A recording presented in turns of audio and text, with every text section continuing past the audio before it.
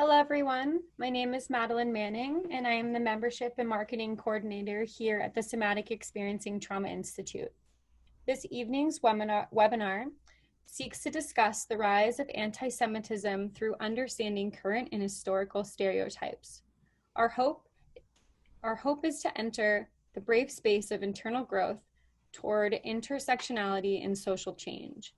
The webinar will be an hour and 45 minutes, leaving 10 to 15 minutes at the end to answer questions that you have all dropped into the Q&A box. I am honored to introduce Laura Eisenberg-Hedlish, Robert Hendlish, and Sarit Rogers.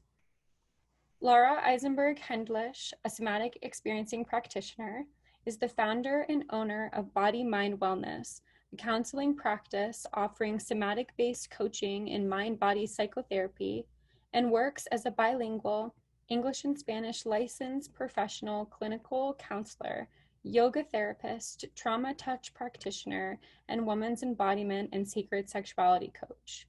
Laura has also spent the past few years exploring her identity as a Jew following years of shame and fear about it. She has explored her family's roots and has done extensive ancestral healing work, as she believes the key to transforming collective trauma is to start from within.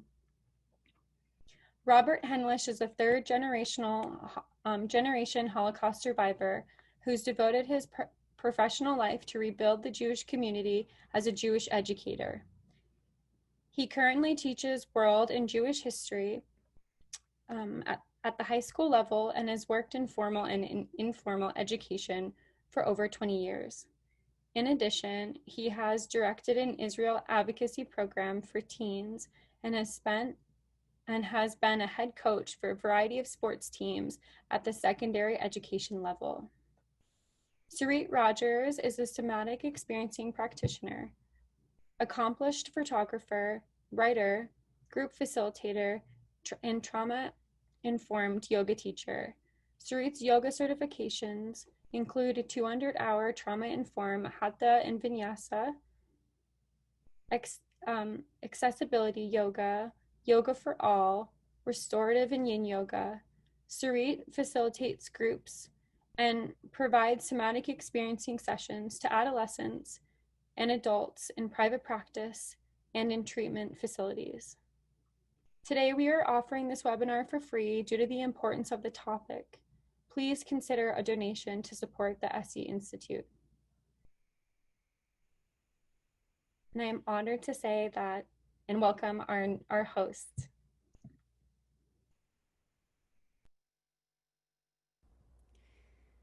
So I'm Lara Eisenberg, and I just want to thank you so much for being here. It means really the world to us. And I want to share a little bit about why we created this. But actually, let me orient you first too. This is my husband, Bobby, and that's our baby. Due to COVID, we're not having anyone in the house, so we will be taking turns speaking, and the person who's not speaking will step out of the room with her. So why we created this? So there was a rise in anti-Semitism in the past few months, and my husband he's always reading and shared with me a lot of what was happening. And I, being a third-generation Holocaust survivor, started having some nightmares and anxiety and feeling really uneasy about what I was seeing and the fact that nobody was really addressing it, nobody was really talking about it. So there was definitely a lot of overcoupling of fear and immobilization, and just feeling that if I spoke, something bad would happen. And that's true for my ancestors. When they spoke, they were beaten or died, right, or killed. So I realized, after getting support and doing my own work, that I needed to mobilize, and spoke with my husband, and then saw a very fierce, courageous person standing for anti-Semitism wherever she saw it, which was Sarit, and invited her because of her courage and her constant, ongoing commitment to stand for truth and to stand up for, the Jewish people and the oppression that we've experienced. So I did did mention, or we mentioned, for you to bring sacred objects. I think that the reason that came to us is because doing this work, we honor our ancestors. So if you have a picture of your ancestors that you want to hold close, maybe light a candle, maybe there's some stones, some mala beads, whatever it is that invokes the sacred for you, to have that close by so you can use it. And then also, whatever grounding practice you have, some of what we're going to share might be a little bit activating. Some of the images, some of the content, we've been doing a lot of research, and we're just going to present to you what the research we found. And some of the images, at least for me, I know that from an SE perspective, I had to rework a lot of the images, and in order to make it possible to kind of present here, right? I had to do my own work to be able to feel my ancestors behind me and not be horrified by some of the images that I had to reread many times.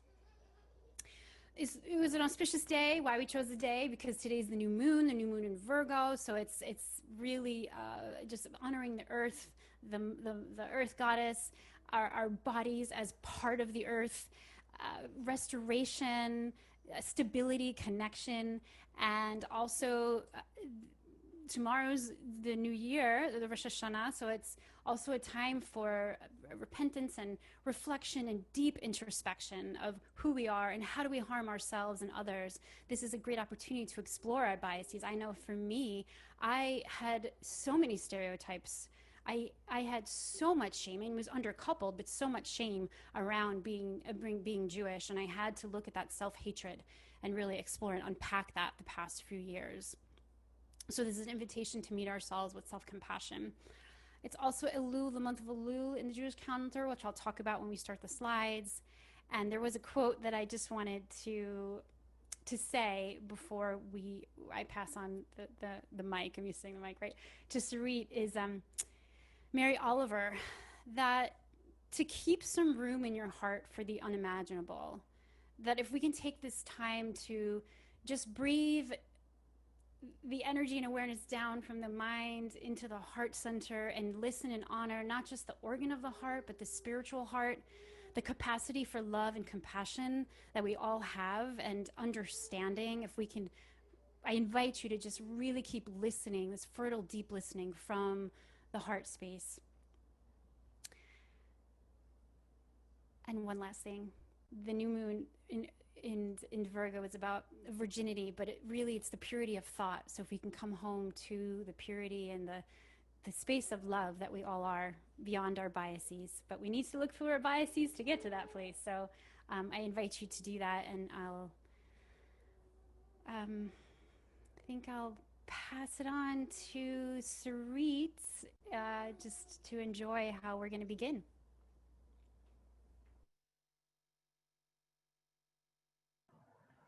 Thank you, Laura. You made my eyes start leaking in the very beginning. Hi, Neshi. Hi, little one. Hi, Bobby. Hi, everybody. It's such an honor to be here, and I want to introduce you also to Lulu, who has insisted that she needs to be here as well. This is an incredibly important topic for me, and as is, I've been an activist for most of my life, and what's occurred in the last several months has been really jarring. And so I was really honored when Laura asked me to join. So we're going to start. I'm going to share my screen, and we're going to start with a song. Hold on one second. We're going to start with a song. Nope, wrong thing. Okay. And hold on, let me make it bigger. Why is this working like this? I'm not used to using, there we go. Perfect. Almost an anthem that we sing in Jewish camps, we sing in Israel, we sing anywhere there are Jews calling for peace. And it's a particularly useful and prescient chant and song before Rosh Hashanah because we want to call in peace for the new year. So, oh, not what you wanted to see. Sorry. Technical difficulties from the techie. That's kind of funny. So we're gonna say peace in 3 different languages. So, salam is in Arabic, shalom is in Hebrew, and shanti is in Sanskrit, which Laura and I wanted to add because it's part of the way Kirtan Rabbi sings it. I'm a Bhakta yogi and I sing a lot of kirtan and play a lot of kirtan, and we're both yoga teachers, so it made sense. So we're going to do it as call and response, and we're going to sing for a couple of minutes, and I will sing and you respond. And my thought was, if anybody was willing to come on screen for this, if we can invite a few people in, if they're willing to be on video.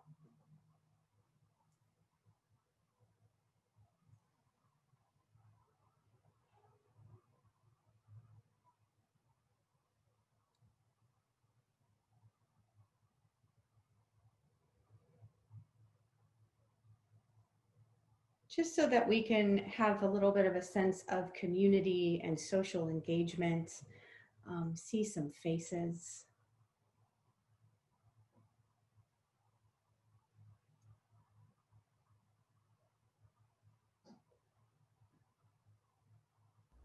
If not, that's okay. Maybe we should. It's okay. They're asking. Yeah. I'm wondering if, can you see me when I'm talking? Because it looks like my thing isn't highlighted, and I don't know if it's a setting on my end.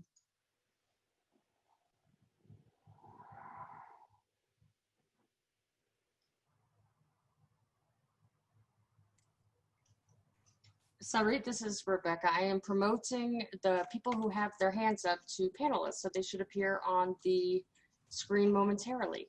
Fantastic. Right. Yay.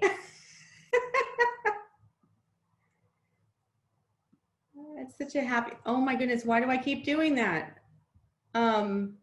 So exciting to see people. Oh, yay. So my husband wants to say something really quick. He speaks Hebrew. He just wants to clarify. Just so you know, I don't know if you said this, Sarit, the full sentence, Od yavo shalom aleinu, translates as, soon peace will come to us. Soon peace will come to us. Just so we know the context in English. Okay, here we go. So, you know, the interesting thing is, right, if we all unmute, it sounds really strange and bizarre, which is kind of fun sometimes in a yoga class, but not so much for here. So I'm going to start us out. All right. Od yavo shalom aleinu. Od yavo shalom aleinu. Od yavo shalom aleinu ve'al kulam. Everybody. Od yavo shalom aleinu. Od yavo shalom aleinu. Od yavo shalom aleinu.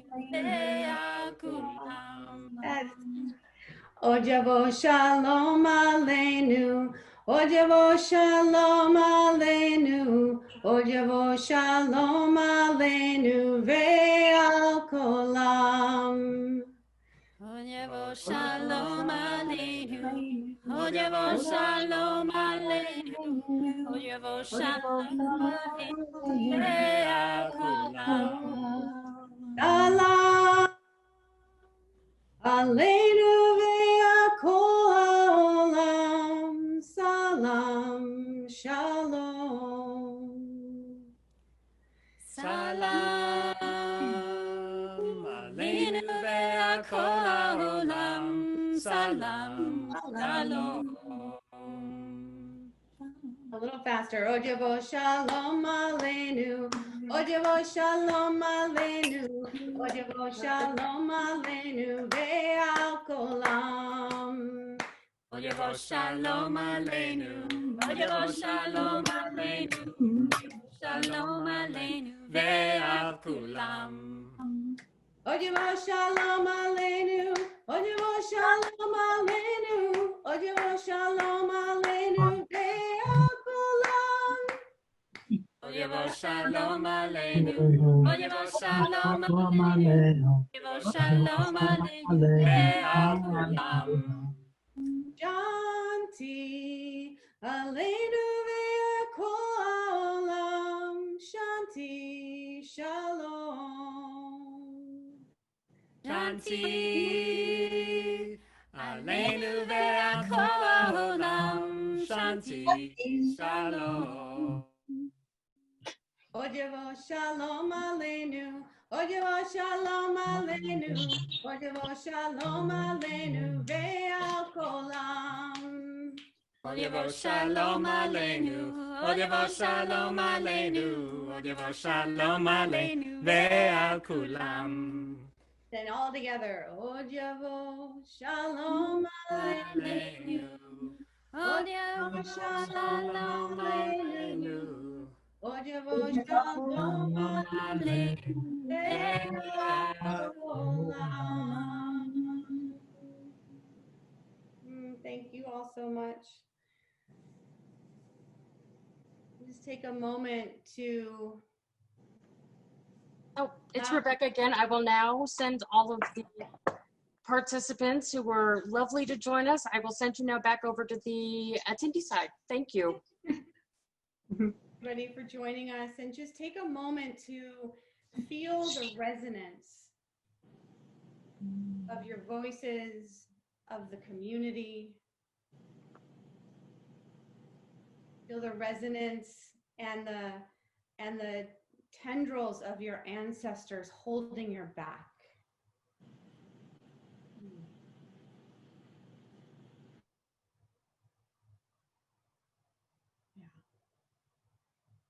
So I want to go over just a little bit about inviting in a brave space. This is a sacred space and it's a brave space. And Laura touched a bit upon the content being challenging, and maybe sometimes it can be activating, and this content can be particularly provocative. And I'd like to really invite you to take care of yourselves first and foremost. Your well-being is most important. This will be recorded. Take all the space you need. Your somatic and emotional experience is valid. Sadness, anger, confusion, curiosity, all of it. Honor and attend to what may surface in your body. Our aim is to create an anti-oppressive space and dialogue. Please be conscious, as we are also being conscious and aware of our points of privilege and oppression and power dynamics that are inherently at play. Our intention is to increase awareness and not to create or offer a one-size-fits-all solution. I invite curiosity. Listen and communicate with an open mind and heart. Be generous with yourself and others about where you are in your process. This is ongoing work. We are in this deep process as in the collective, in this country, in this world of learning and unlearning, biases, implicit and otherwise. Intention and impact. I like to think of intention and impact as rupture and repair. Sometimes our intentions are great and we have a rough impact, and it's an opportunity for repair. And just remembering that we're going to experience all of this, the receiving and the giving, from the lens and skin that we're in. Our experiences directly and collectively.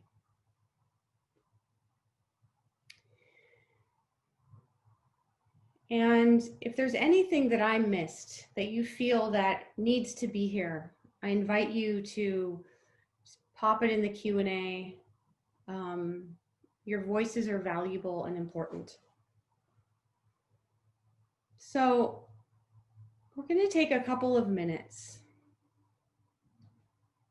to do a little bit of self-inquiry. And I invite you to take, get a pad of paper, maybe your cell phone notes, your computer, whatever you have accessible that you can create a space where you can write for a couple of minutes. And we have two questions for you. Why are we here? What brought you today? Yeah.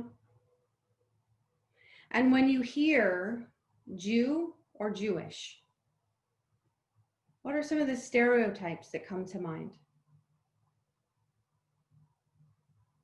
What sensations, images, thoughts, or feelings come to mind?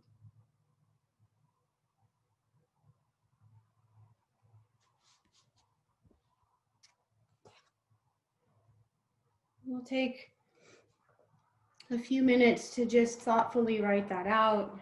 Feel your seat, your feet, your back.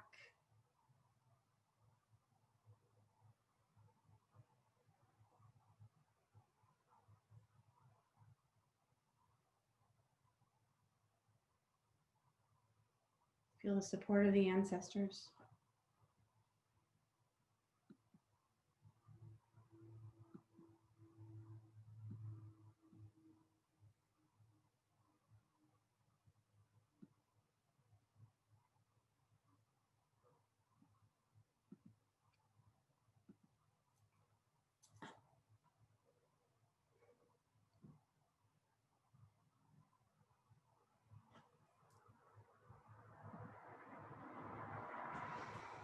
Yeah, so the questions are, why are we here?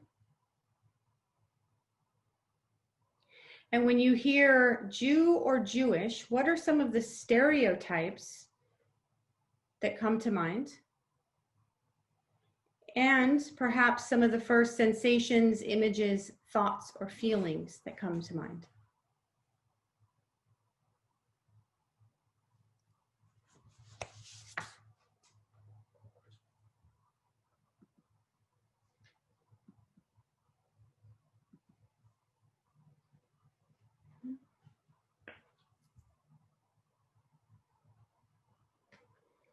And I know these aren't easy questions. And I just want you to know that we're not judging or holding anybody on the fire, so to speak.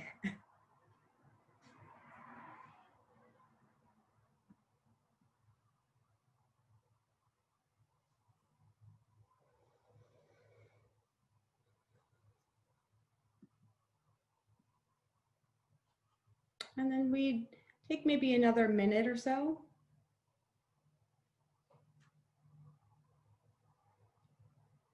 And if there's maybe a couple of volunteers that might want to come and share, brave enough to share.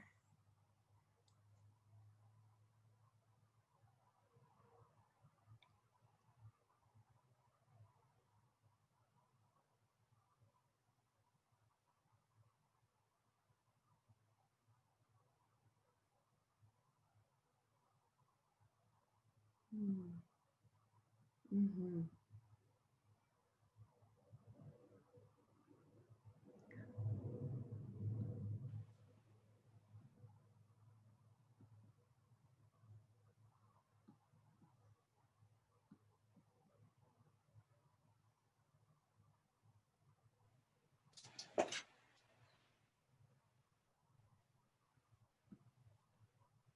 Love this. Someone.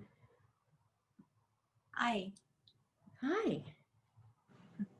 Welcome. Nice to see you. Thank you.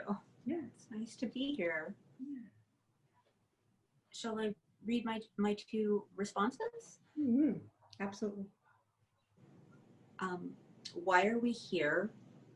Because trauma interferes with my ability to live my best life. I know that's a little bit of a cliche term, but I'm using it. And to flourish as a human being. And number two, when you hear Jew or Jewish, what comes to mind? long, long history of hardship, pain, and surviving somehow. Thank you. Yeah, appreciate that.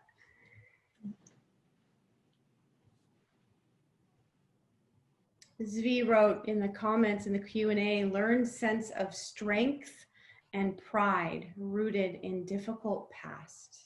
Mm. Yes. Anybody else? I can go. Yes. What I wrote in response is, and I'm feeling it in my body now as I say it, I'm scared, concerned, never thought this would happen in my lifetime. All forms of bigotry, but this is part of my own wounding and heritage. And I want to be an instrument of service to help myself heal my traumas so I can help others more. And for the word Jew and Jewish, they both have a charge but different. Jew has me constrict and have more fear. And Jewish has more of a sense of uplifting and pride, but that also, they both scare me in my belly and heart. Yeah. Thank you. I feel that. Mm-hmm. Thank you. Thanks for the questions. Yeah, you're welcome. Thank you for your brave heart. And maybe one more brave soul. Anasuya. Thanks, Laura. Thank you so much for hosting this beautiful event and powerful. And I'm very, very pleased to be able to be amongst you all with you here. I consider Jews my family, so I'm here because you're family. The Jewish diaspora and the African diaspora for me are parallels, if not the same. So for me, I've never seen difference since I was a little girl. My family always saw our struggles as the same. So we work with the Anti-Defamation League as well as the NAACP. So for us, our battles were the same. So for me, intersectionality is a no-brainer, but that's how my heart works and how my heart is wired. So I'm here because I know that any attack on Jews is an attack on Blacks and vice versa. So if they come from Blacks first, Jews will be next, or if they go for Jews, Blacks will be next. So for me, understanding how we all can heal from the traumas that we have experienced just for breathing and existing is important in terms of releasing, setting ourselves free so that we can be the conduit for setting our people free and therefore setting humanity free. Because what the oppressor doesn't understand is to rob us of our humanity robs them of theirs, but they don't know it. So we can support them in waking up to the need to heal their own stuff so that this doesn't keep perpetuating generation after generation. So I didn't break it down into 2 questions, but I think I hit them. Yeah, you did. Thank you so much. I saw you dancing while we were singing too, so thank you for that. I appreciate it. Yes. Oh, and I'll read a couple of comments that were in here that really beautiful. Just a lot of gratitude that I'm seeing. So I really thank you for your participation in that. And it's tough right now. So I thank you for your bravery. And I'm turning it back over to Bobby, I think, yeah.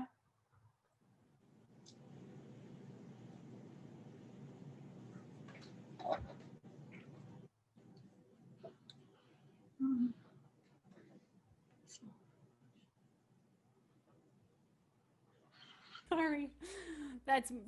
I'm not a tech person, so my husband Bobby had to just adjust that for me. And then, so really quick, this is the month of Elul, so it's also a time for personal reflection. I forgot to mention that. And forgiveness, remembering the dead, which is why I was suggesting to have something of our ancestors and to really connect with what qualities did you get from them that you're bringing forth into the world, and what do you want to cultivate more within yourself to send back. That's something that I like to do. And we're seeking love and hope and repair. And so, again, like I mentioned before, anything that comes up, to bring the utmost compassion to yourself, to your body, to your heart, and to everyone around you. I love this quote. Love is the only force capable of transforming an enemy into a friend, which is why I invited everyone to really bring the consciousness and awareness from the mind down into the heart. When Bobby speaks, you'll probably have to come back up here because he's the historian. But when you can, just really keep that heart space open and honoring what is arising for you. Okay, I'm going to pass it on to Bobby after this, but this quote from the SE manual was really, really helpful in why I was searching for recognition. So when I would say something about anti-Semitism to people, I was so alarmed and charged. What I was looking for, I couldn't understand why I needed others to, it wasn't validate me, but to have some kind of recognition. And this quote was a great synopsis of what I was looking for.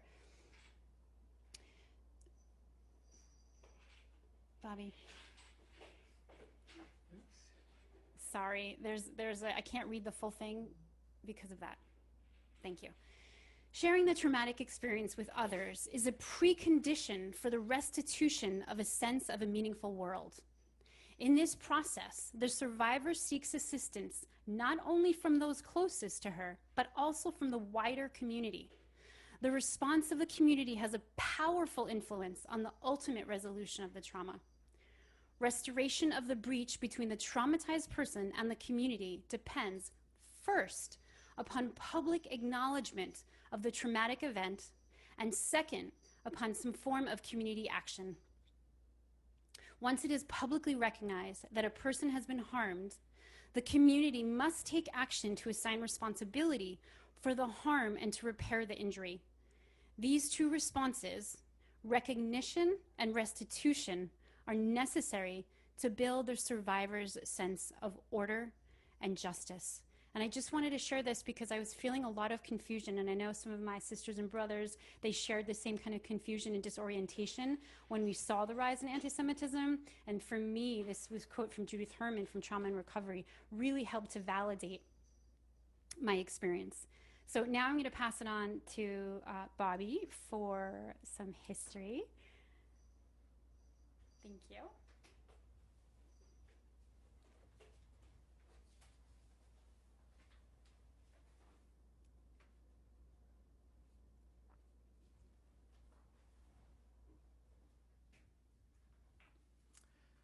Good evening, everyone. In the Jewish tradition, we often devote a teaching to someone who has passed away to keep their memory alive when we learn. So tonight, I would like us all to take a moment of silence to remember those who have died or suffered as a result of anti-Semitism or anyone at the hands of senseless hatred throughout history.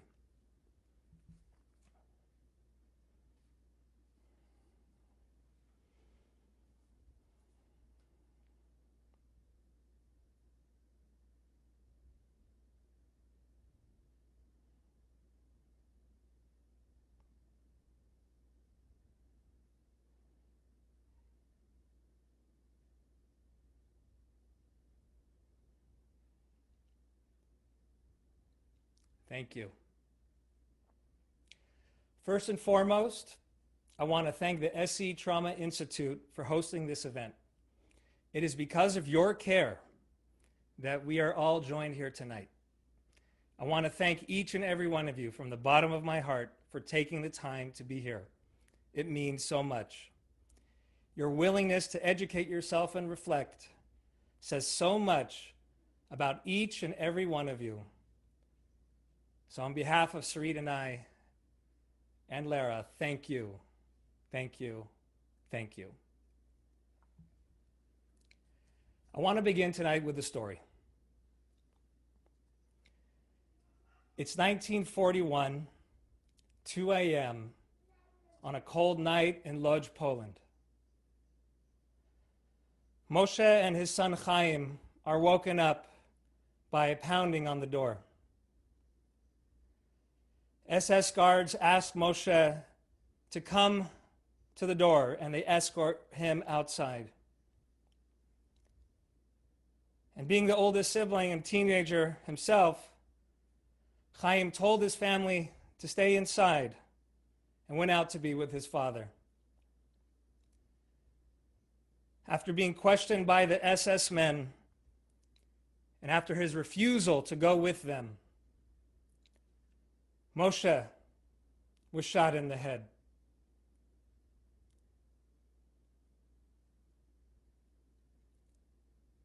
Chaim witnessed it all, and in rage, tried to fight the SS guards with all his might.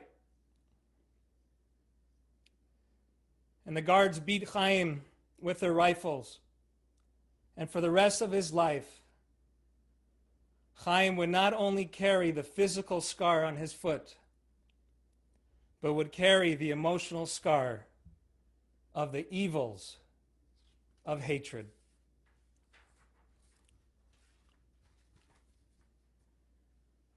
Chaim Hendlish is my maternal grandfather.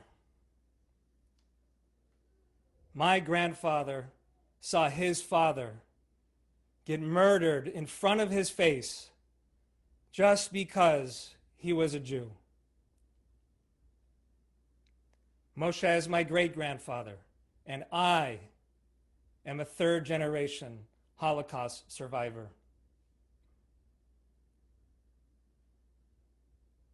All four of my grandparents experienced discrimination and oppression in some form or another. My paternal side is of Mexican heritage, and my maternal side are Jews from Eastern Europe.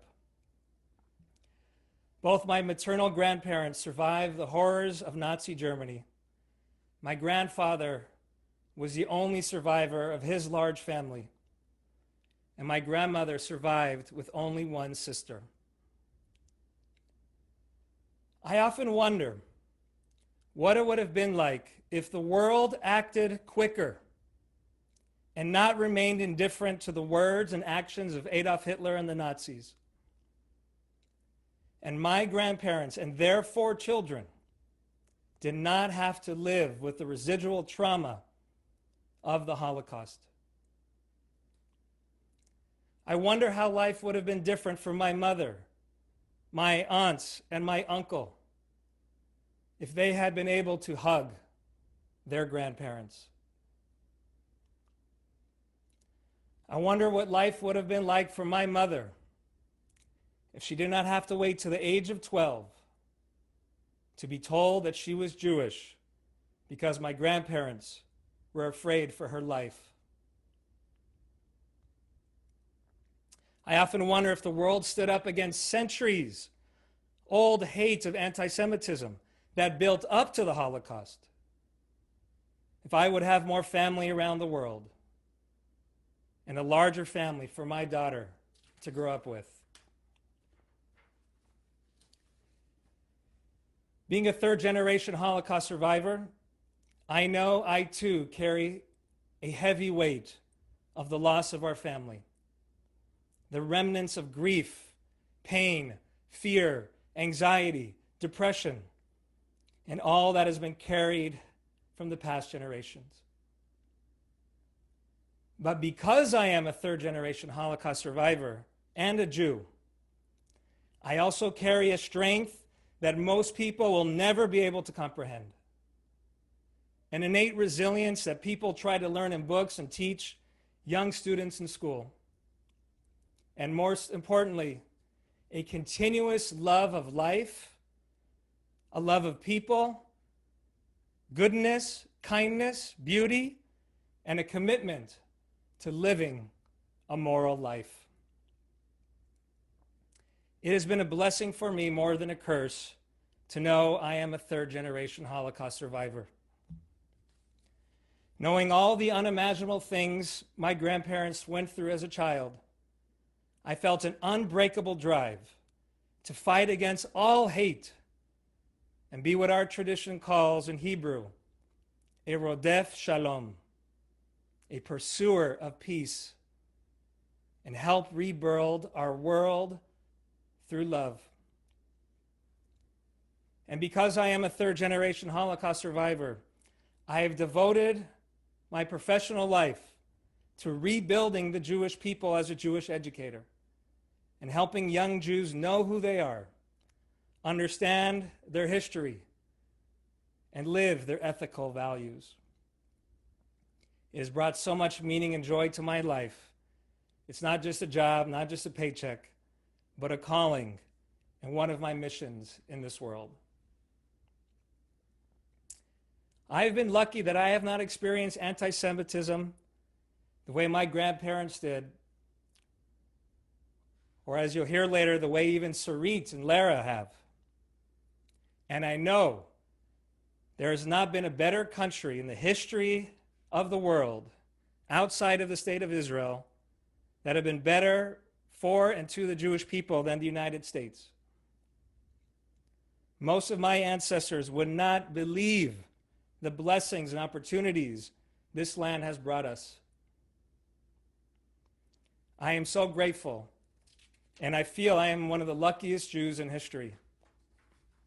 But I am deeply concerned with what I am seeing on our streets, our freeways, our college campuses, social media accounts from celebrities, athletes, politicians, social movements and religious leaders, and of course, political extremists. I expected this from Europe. I expected this from the Middle East, where anti-Semitism has always been strong. But I have never seen anti-Semitism this bad in our country in my short 38 years. I remember when I went on a family vacation to France a few years ago, and as soon as we arrived to the airport, our dear family friend told my brother, who was wearing a Star of David necklace around his neck, "Danny, you're not in the United States anymore. In France, you can't wear that in public. It is too dangerous." While I do not think that we have become like France yet, I am worried that we are one step away from this sentiment in our wonderful country. If it could happen in one of the most liberal, leading democracies in the world of France, I know it could easily happen here. I will never forget the tears rolling down the eyes of Lara and I when we heard of the worst attack on Jews in American history against the Tree of Life Synagogue in Pittsburgh in October 2018, where 11 worshipers were killed, 2 other, and 4 policemen. In that moment, I imagined our ancestors crying out, "No, not in America too." We were shaken, feeling afraid to go to our local synagogues for weeks. And it is important to note for all my non-Jewish brothers and sisters listening tonight that might not know this, just about all Jewish institutions around the world must have top-notch security at all times to defend against terrorism and anti-Semitism. Can you imagine having this in your local communities, in your house of worship, in your buildings as a daily reality?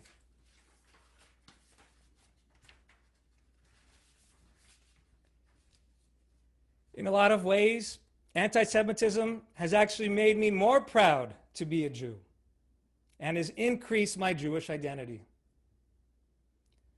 When I think about all the young, innocent children who have been brainwashed towards hate by their elders and their society, I feel blessed that my family, my tradition, my religion, my community, my teachers, and my rabbis have instilled nothing but kindness. Not once was I ever taught any hatred of any form in all of my Jewish day schools, but was taught teachings from our wise ancient sages, such as Rabbi Hillel, who was asked to define the essence of Judaism.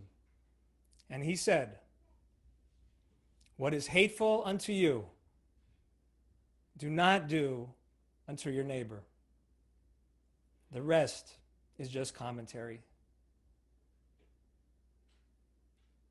I am proud to be of a people and tradition whose essence is not to act in a hateful manner, but to act toward love and justice.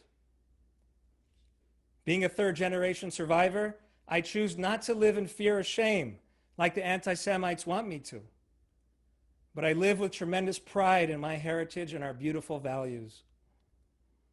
I choose not to let the anti-Semites define who I am, and I hope for everyone on earth and everyone listening tonight, we choose not to let anti-Semites define the beauty of Judaism, the Jewish people, and the only Jewish state in the world, Israel. The consequences of unchecked hatred are immense.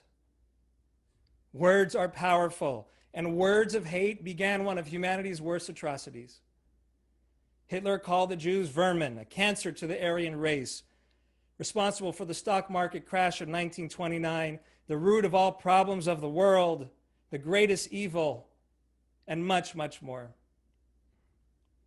Words can create war and violence, and words can also create peace and harmony. We must take these words of enmity seriously. They build and build and grow and can now spread faster than ever before because of social media and the internet. Antagonism will start with words. But for those who understand Jewish history and understand the Holocaust, we know it will not end there. Anti-Semitism is the world's oldest hatred. It is irrational. It is lethal. It hijacks humanity's decency and goodness. And that is why Lara, Sarit, and I are here tonight, to help you understand what's going on, to know where it's coming from, and to share our personal experiences and that of our families. Human rights activist and Holocaust survivor Elie Wiesel once said, "The opposite of love, it's not hate, it's indifference." So tonight, I ask us all to push against the perpetuation of anti-Semitism in all of its forms, to push against our own apathy and our own slumber, our own excuses, our own justifications, our acceptance, our resignation. And let's all do our small part to end this hatred that has been going on for far, far too long. Thank you very much.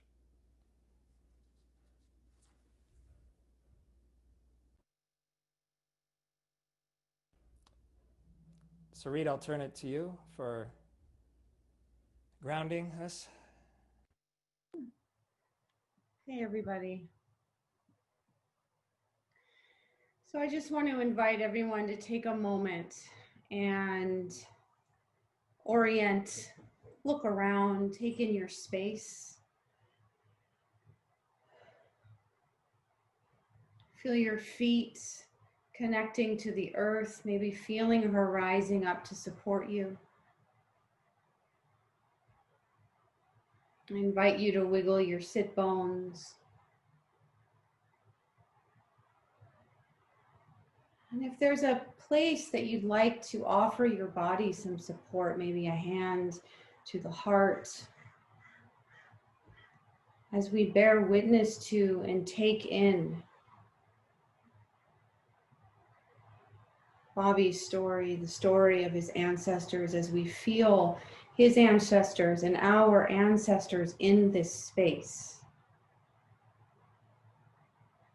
And just noticing as we offer ourselves support, can we also offer them support?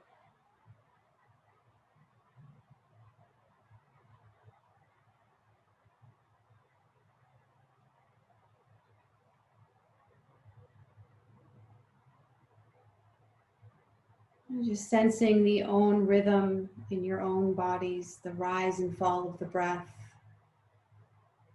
Again, looking around and inviting curiosity, looking in your space for your own sacred objects and symbols of groundedness, courage, love, kindness.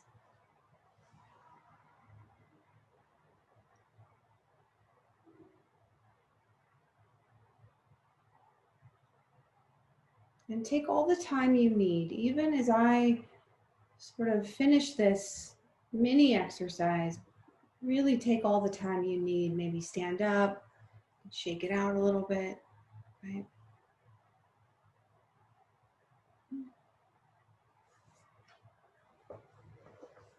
All right. Thanks so much, Sarit, for helping ground us. You're welcome. So the next section of tonight is about where are we seeing anti-Semitism come from today, and helping us understand a few different branches, some patterns in history as well. And I want to begin by saying two things. One is, by no means is this comprehensive. I wish we had the time to be very comprehensive, but it would probably take us another 2-hour seminar. So I tried to select with Sarit and Lara what we thought were the most important things to teach, and where we're seeing the most anti-Semitism come from, in the United States in particular. And the other thing that we wanted to share is that our goal is this is absolutely apolitical. We don't want politics in this. There's no political agenda from any of us. This is our research. This is facts from our research, and by no means has any political leaning. So let's take a look at a video to start off from Elie Wiesel, who I quoted in my speech, a Holocaust survivor and human rights activist, and his thoughts on the rise of anti-Semitism today. So let's take a look together.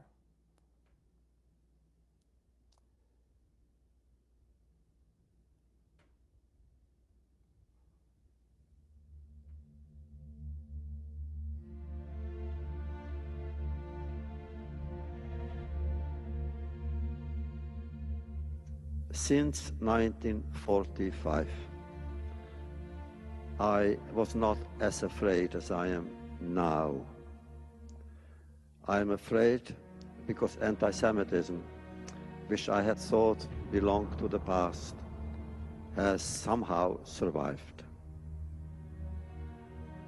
I was convinced in 1945 that anti-Semitism died with its Jewish victims in Auschwitz and Treblinka. And now I see no. The Jews perish, but anti-Semitism in some parts of the world is flourishing. Now what is it about that plague of humanity that is so strong, so resistant, that it survives everything else? Anti-Semitism is hatred, and hatred is contagious. It usually goes like a cancer cell. It goes from cell to cell, from limb to limb, from person to person, from group to group, from culture to culture.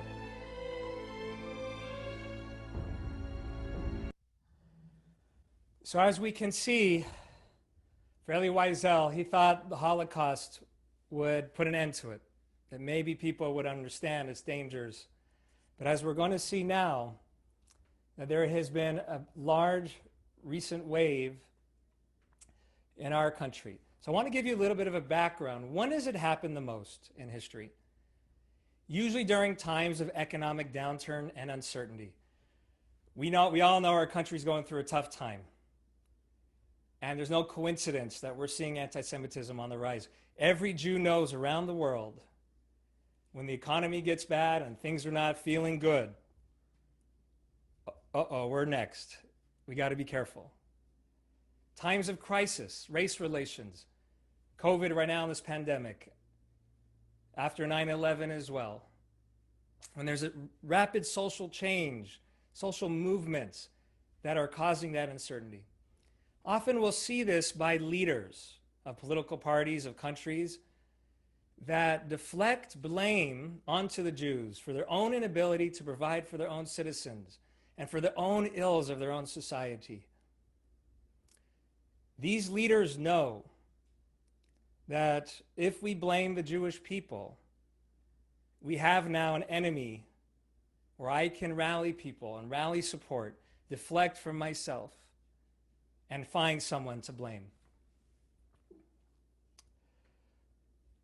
According to the FBI statistics in 2018 of hate crimes motivated by religious bias accounted for about 1,500 offenses. As you can see, 4% were against the Sikhs, 14% were against the Muslims, and a far majority, about 58%, were against the Jews. And then by 2019, these numbers of anti-Jewish incidents had nearly tripled to 2,107. We've been hearing a lot in social media. Recently with Deshaun Jackson, the NFL player, who was quoting who he thought was Hitler, misquoting Hitler, but put this on social media and said, "White Jews will blackmail America, and they will extort America, but their plan for world domination won't work if the Negroes know who they were."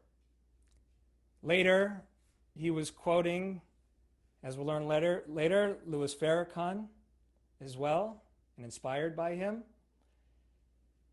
The recent attacks in California, in Poway, at a Chabad center, where the attacker said, a Jewish meticulously planned genocide of the European race is happening, and he wanted to do something. In Pittsburgh, at the Tree of Life Synagogue, the attacker recently posted before the attack on Instagram, I believe, or social media, that the Hebrew Immigration Aid Society likes to bring invaders that kill our people. I can't sit by and watch my people get slaughtered. Screw your optics. I'm going in. Recently, here in Los Angeles, on the 405 freeway, which is probably the busiest freeway, I think, in our nation, and right by the LAX airport, a group of young men who are in charge of a website called Goyim TV put up those banners on the freeway that said, "Honk if you know the Jews want a race war." And unfortunately, there were a lot of honks. And they said on their website, "Wake up and understand that Jews have hijacked your country." They said on their website, "All members of the community and wider society should be treated as equals with the same rights regardless of the race, age, sex, religion, political beliefs, or any other immutable attribute or self-assigned designation, unless you're a Jew," or the Shabbos equivalent. Outside of a Chabad, in their van, and on their van, were these words. They called this tour going around, Name the Nose tour, a stereotype of Jews. And the Jewish terrorists are actually the people behind 9/11, not Al-Qaeda. The Jews are spawns of Satan, and Trump is owned by the Jews, and Jews run Hollywood. And these are classical anti-Semitic tropes that have come from somewhere, and I'll be teaching about that later. So now I want to talk to you about three main groups that are preaching anti-Semitism and doing anti-Semitism. And the first is from the far right. According to the Anti-Defamation League, 2/3 of all the acts of anti-Semitism in our country are done by white supremacists in the year 2019. You may have heard in the chants, unite the right, Jews will not replace us, Jews will not replace us.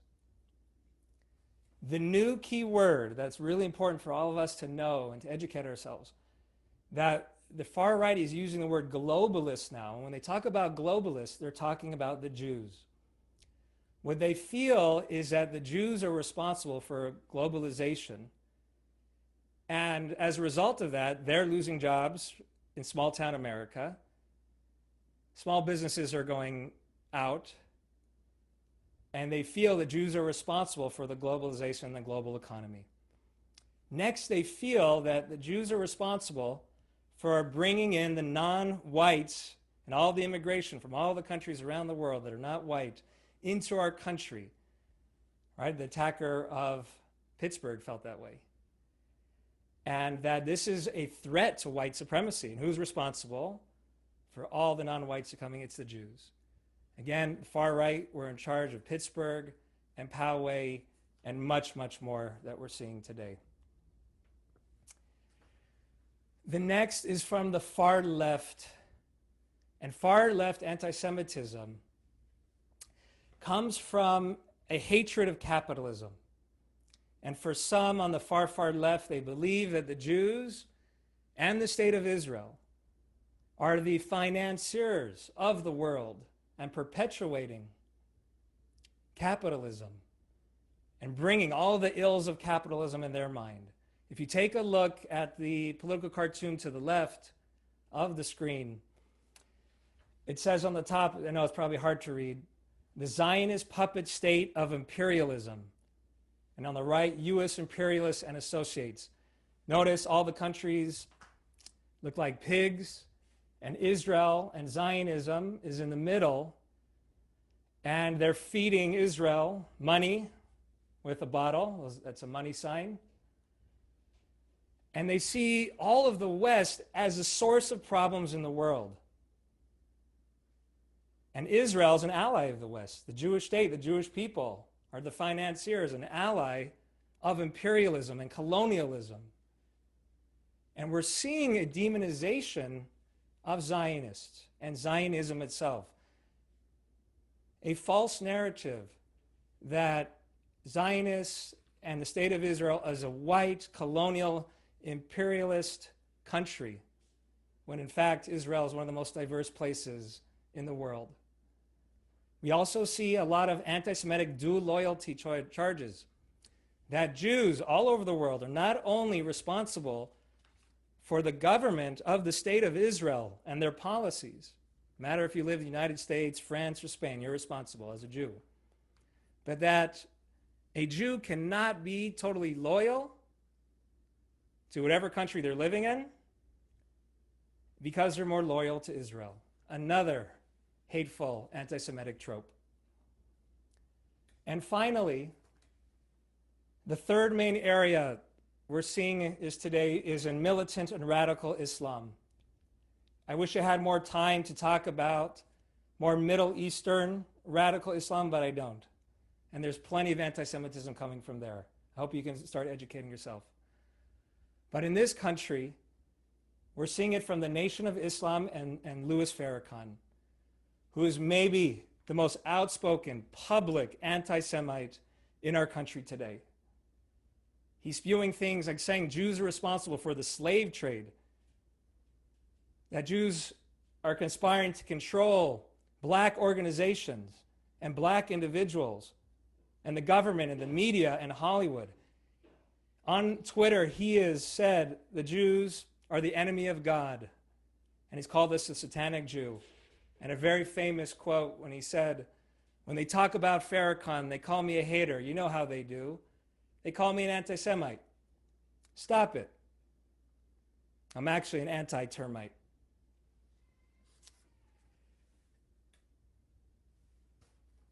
So thank you everyone for listening.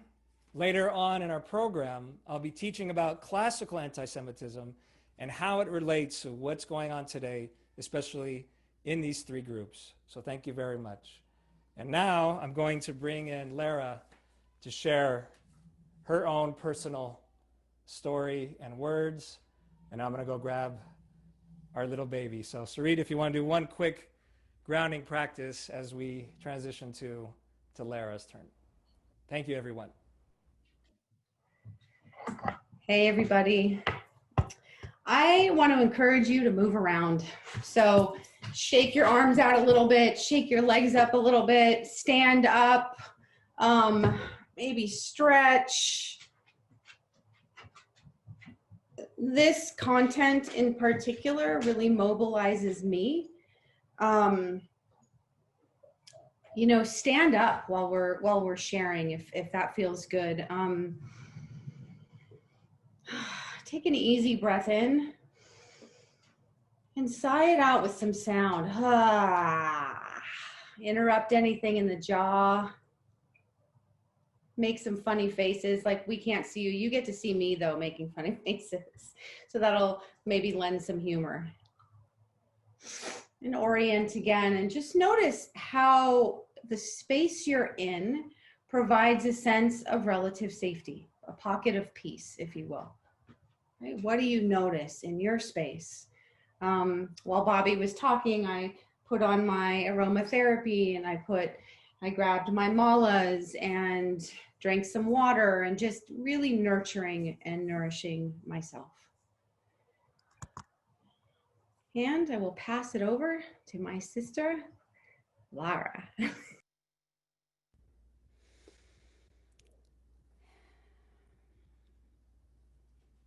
It was an average day at home in New York.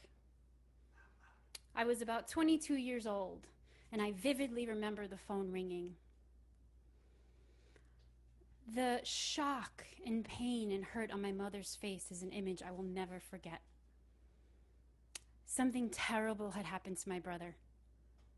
I didn't ask many questions, but this familiar feeling surfaced in my body. It isn't safe for us to be here.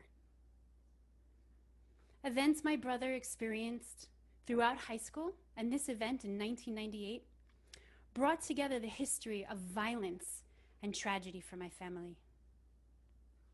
When we got to the hospital, we saw the wound, the stab wound across my brother's face, and 7 other stab wounds that ravaged his body and almost took his life. After being stabbed 8 times, my brother heard his attacker shout, "Hitler should have finished the job." I realized my mom came close to experiencing the same tragedy and lifelong scar her mother experienced 57 years prior, losing her only son because they were Jews. My brother, who was the MVP and captain of the high school team, was referred to as the kiker and Jew bag by both friends and enemies. They drew swastikas on his locker.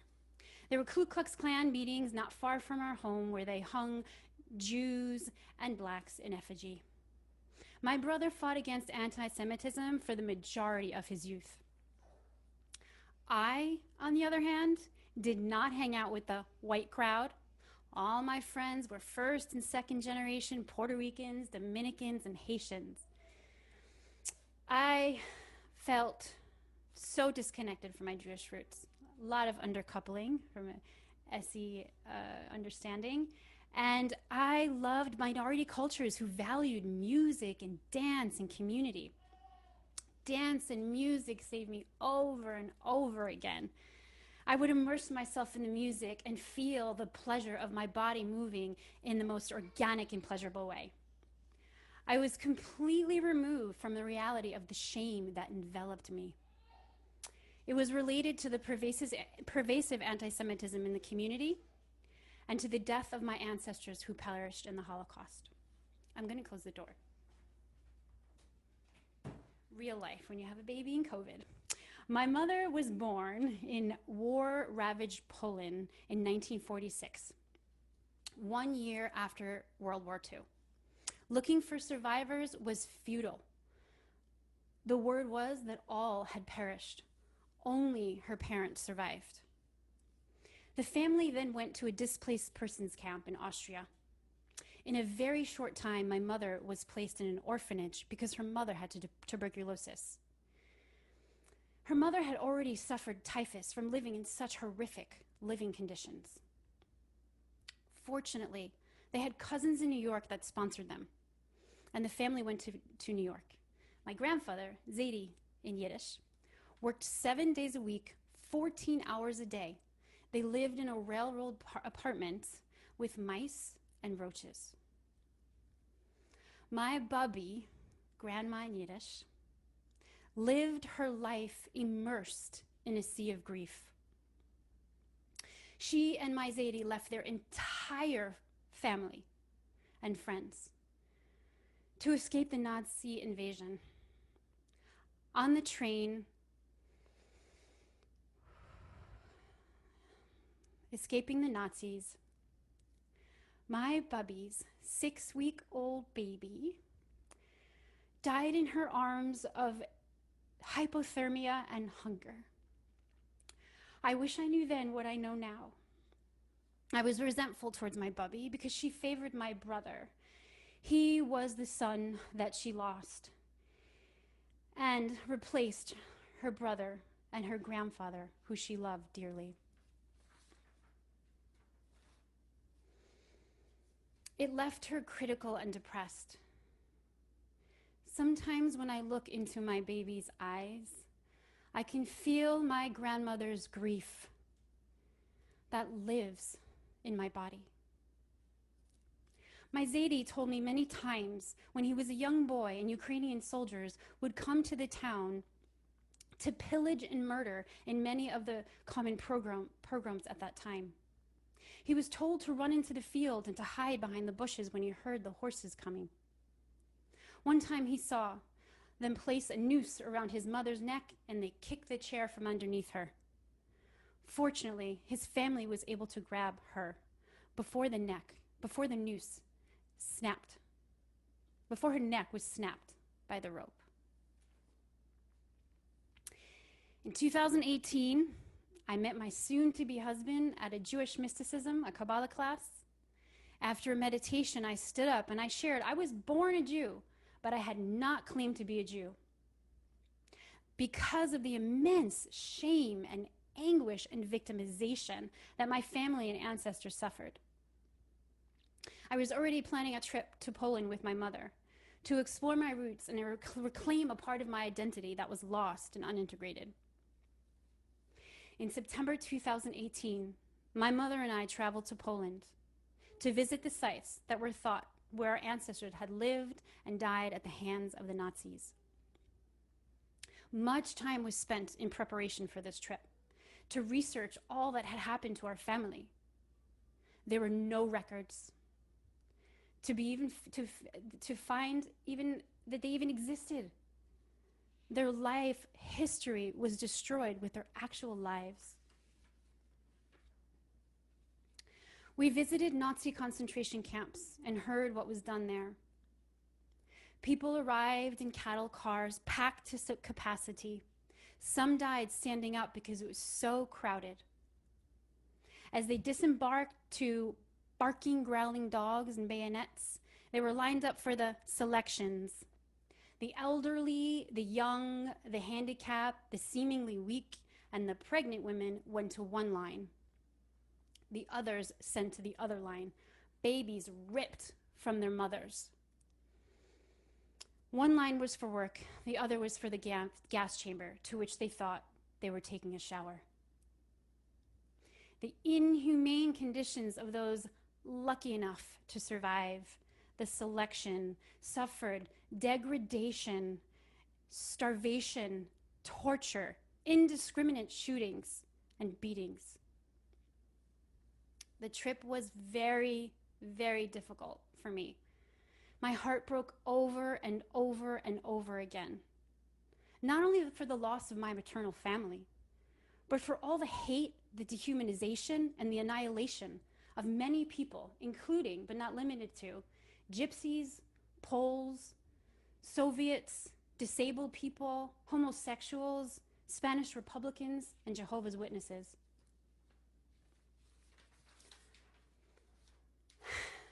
As we walked through the camps, my mother's legs would go weak at the horror of what we were seeing, knowing that any of these piles of shoes, of eyeglasses, of pots could be her aunts, her uncles, her cousins, her grandmothers.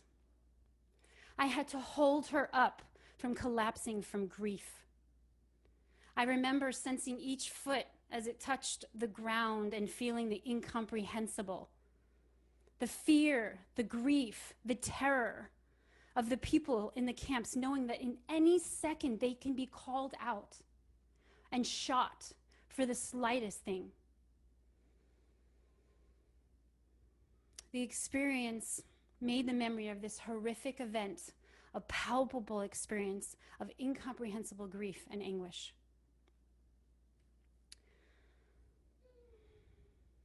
One experience in particular stood out for me. We walked into one of those cold concrete rooms and meandered, concrete tables, concrete buildings, and meandered through the rooms. There's this robing room, the shower, the gas chamber. One of the rooms had a concrete slab table that was specifically designed to cut open the cadavers, to check in the digestive tract for gems and jewels. Apparently, in a desperate attempt to have something of value kept, Jews would swallow their valuable gems prior to entering the camp because they knew the Nazis would confiscate them. This level of dehumanization landed so deeply in my body. For days I felt swallowed by anguish and deep heartache that even in death, people were desecrated. We visited our family's town and memorial site in a forest known to be a place where hundreds were murdered. The Nazis would round up local Jews and would walk them to the forest to slaughter them and bury them in mass graves. My mom and I held hands. We breathed deeply and tracked their footsteps. As we approached the mass grave, we broke down in wails of grief. All that was left for me to do was to chant so that their souls would be free. Loka samasta sukino bhavantu. May their souls be happy and free. May my words and actions and deeds contribute to the happiness and freedom for all souls. And I sang, and we shine like diamonds in the sun. Every one of us shines. We shine like diamonds in the sun. Every one of us shines. On some level, something lifted, something released that day. I was a Jew, and I was proud.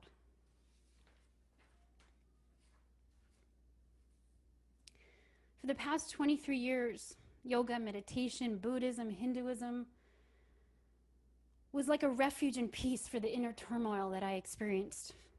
These are practices that live within me today, along with the mystical and feminine earth-based practices of Judaism.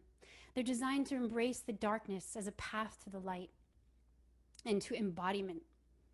My grandmother's courage and stand for freedom is what guided my journey to find freedom in my body, in my voice, in my sexual expression, in my spirituality, and my emotional expression.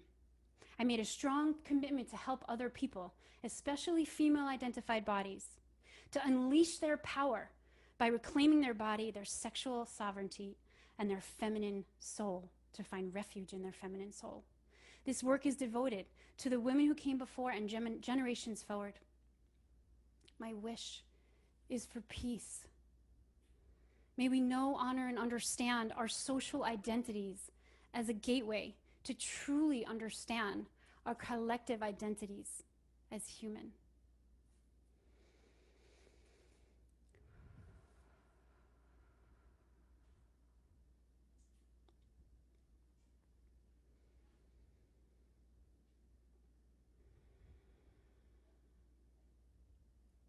Sarit.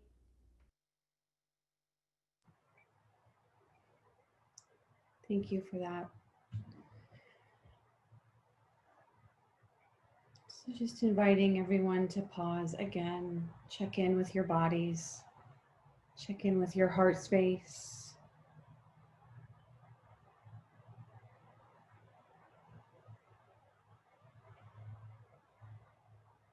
We continue to bear witness to the deep and what is referred to as the oldest hate. And also bearing witness to this profound resilience that emerges. I want to offer a vu.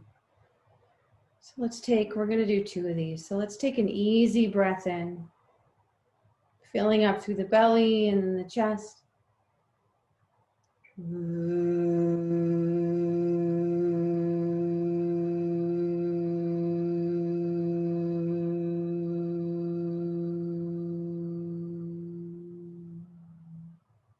Allowing the breath to come in on its own.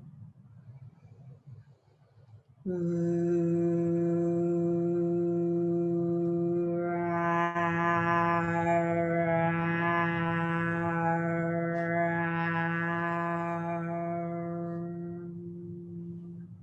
then just shake it out a little bit. Take a second to just track what's moving through. It feels like a river flowing through my system right now, right? But it's a river of ancestral sort of support. I feel my own people kind of coming in and supporting. So, noticing what do we need to do to take care of ourselves right now.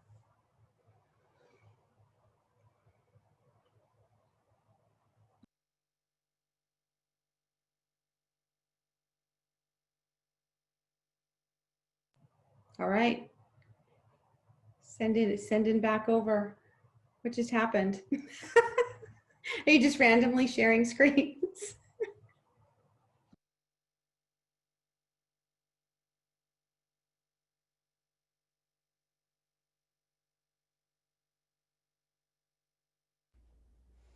Sorry about that. Technology. I'm gonna move through this pretty fast because of time. So I just wanted to share very brief about microaggression, because I didn't understand what was happening until it happened. So statement, action, or incident regarded as an instance of indirect, subtle, or unintentional discrimination against members of a marginalized group, such as a racial or ethnic minority. I think that's a big, something we're all exploring today, right, with the Black Lives Matter movement. So, this happened to me and I didn't realize it till I started writing my story. People saying things like, you don't look Jewish, you don't have a Jewish nose, feeling invisible, that I want someone to say happy holidays versus Merry Christmas, or what do you celebrate?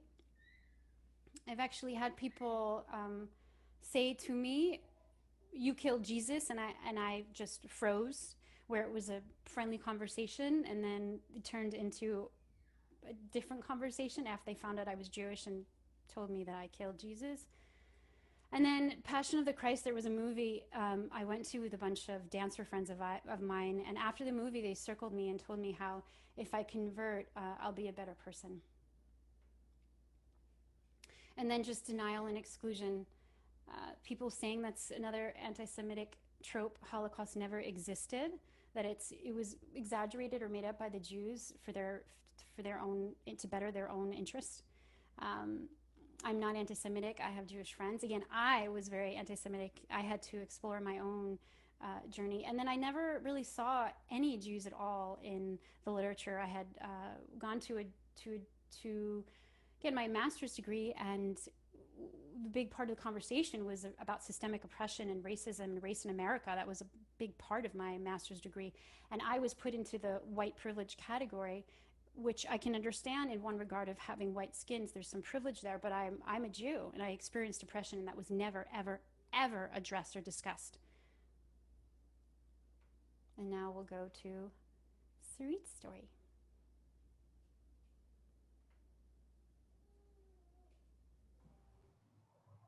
All right. So let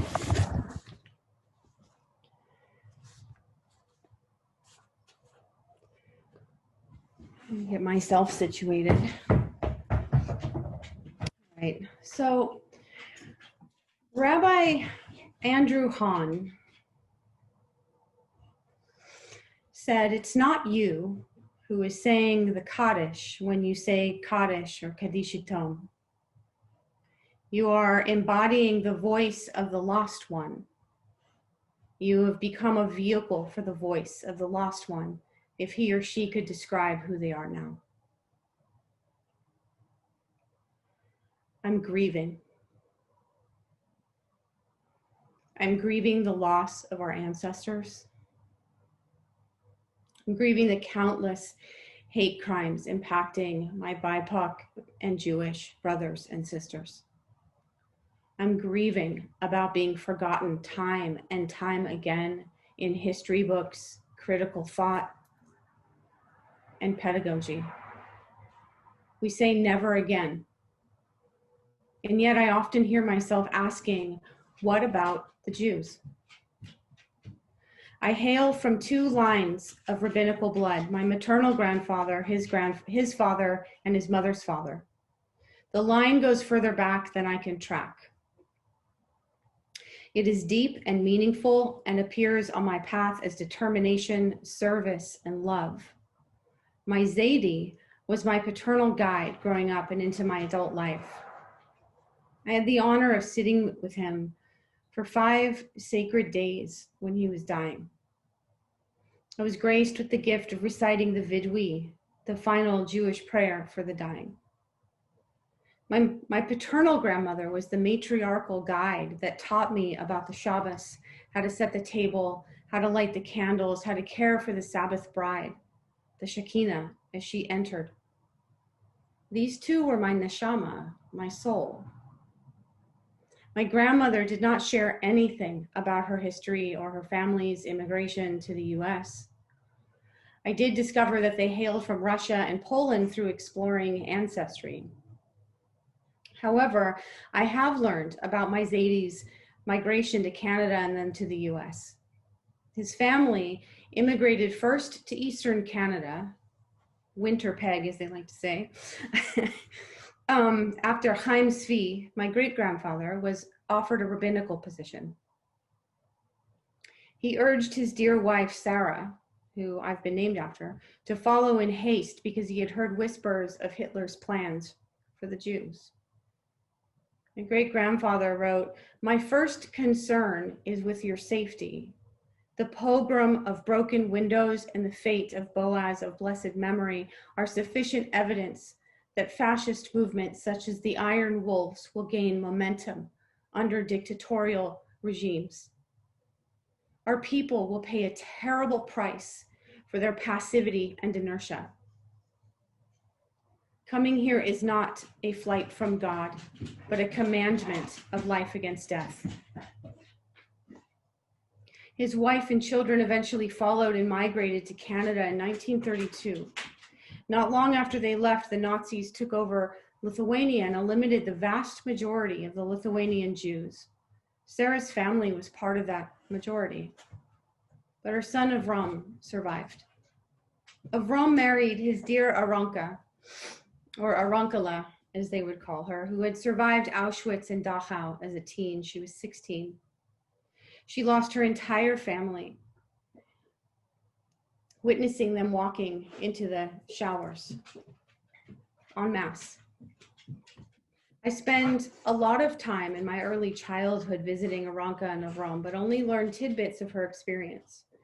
She had been repeatedly tortured by the SS for appearing too Aryan and sullying their pure race with her pale skin and red hair and blue eyes. She was Hungarian. They repeatedly forced her to search for a single spoon in the ditches around the fences and then sent the dogs after her. Her fear of dogs was lifelong. She was insular and moved with a level of profound vigilance. I was told she never slept more than 3 hours because of the nightmares. Her home was one of the quietest places I have ever been. In 1994, my Zadie and Uncle Morris visited Lithuania with the intention of tracing her family roots and history. My Zadie was also searching for the righteous Gentiles in Lithuania, what one called the non-Jews who were allies during the German-Russian occupation. According to a research librarian at the Simon Wiesenthal Center, there were 156 righteous Gentiles in Lithuania, with the total number of allies from all countries combined near 10,000. They were saddened to find churches looming over the once thriving Jewish community, their community. And while they were able to find their own birth records, those belonging to their siblings had been lost or destroyed during the occupation. Their trip became a deep and solemn witnessing of horror, saturated in sorrow and grief as they discovered countless mass graves. My grandfather reflected that they must have said Kaddish hundreds of times while there, his heart breaking over and over again. This wasn't the trip he imagined. This is the foundation from which I come. These are just some of my roots. They are rich with history, survival, grief, integrity, love, and compassion, rachamim in Hebrew. My experiences of anti-Semitism, microaggressions, and transgressions are long, beginning when I was 4 and attending a church service with a friend. I was confused about why the priest kept implying I was going to hell because I didn't believe in Christ. I didn't know what this hell was that he was talking about. I was confused. In 1st grade, I experienced more direct anti-Semitism when a schoolmate said, and I quote, "We can be friends now, but one day there will be a war between the Christians and the Jews, and I'll have to kill you because I'm Christian and you're Jewish." She went on playing, and when I was picked up, I was crying, I was confused and scared. And I asked, what was wrong with me? What did she mean? Is that true? This made me ask over and over, what makes me different and why? My parents didn't do anything more than show surprise and disgust. They shook their heads. In retrospect, I've gained a lot more understanding about their silence. Frankly, it was safer to be silent in 1976 than it was to speak up. It was safer to try to pass as the majority instead of standing out as the Jew. I'm going to close my door so that we don't hear the dog, and I apologize for the break. When I was 7, sorry about that. When I was 7, we moved to Santa Monica, Venice area. New neighborhood, new neighbors. 2 white boys in particular would frequently call me a kike and a dirty Jew. In school, I often heard that I was a Christ killer, and still my personal favorite, I heard that Jews have horns.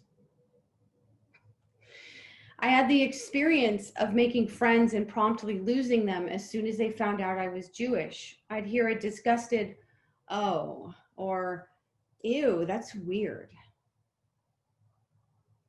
My son told me that's still happening, and it's 2020. What are you is also a common phrase I've heard for most of my life. Born-again Christians and Jews for Jesus made ardent attempts to convert me to Christianity after a close family friend became born again and took me to her church events. I was once subjected to a group speaking in tongues, which ended up being the last event I attended with her. There was a lot of apparent concern about me going to hell. And what carried me through much of this madness, however, was singing. Choir, school plays, private training, from gospel to Aretha to Janice, and writing poetry. In many ways, these were the buoys that kept me afloat. I went through a period of denying my Judaism as if Sarit Masha Zimmerman could be anything but. Still, this included a period of complicity and silence when I would hear anti-Semitic comments like Jewing someone down or being cheap or saying someone had short arms or deep pockets. It wasn't long before I spoke up, though. See, anti-Semitism and racism was what thrust me toward activism in my teens. I took this practice, a Jewish practice of Tanakh, justice, very seriously. It became second nature to speak up. In my 20s, I married someone very different from me.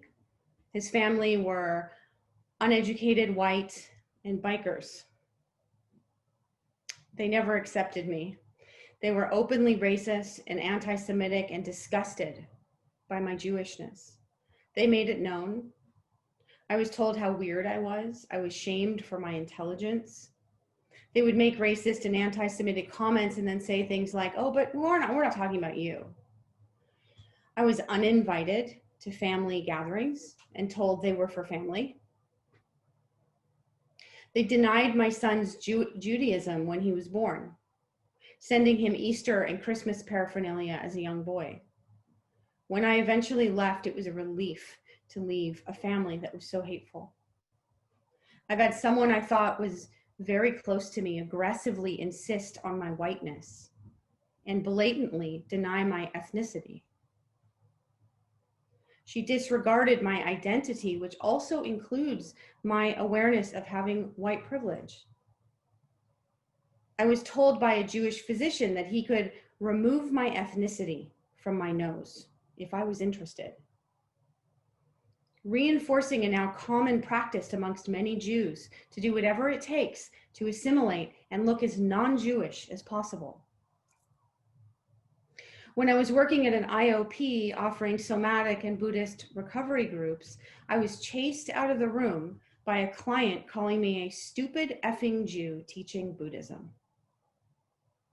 And not only was I not protected by the company, I was fired for running away from the client, regardless of how many witnesses were present. This was in 2018.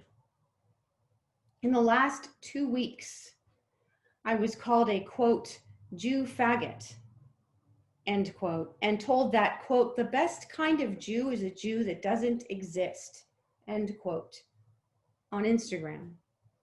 I learned that many of these users were connected to the National Justice Party, a political party connected to the Right Stuff, a white nationalist organization and known hate group, and Folks Front, another North American hate group.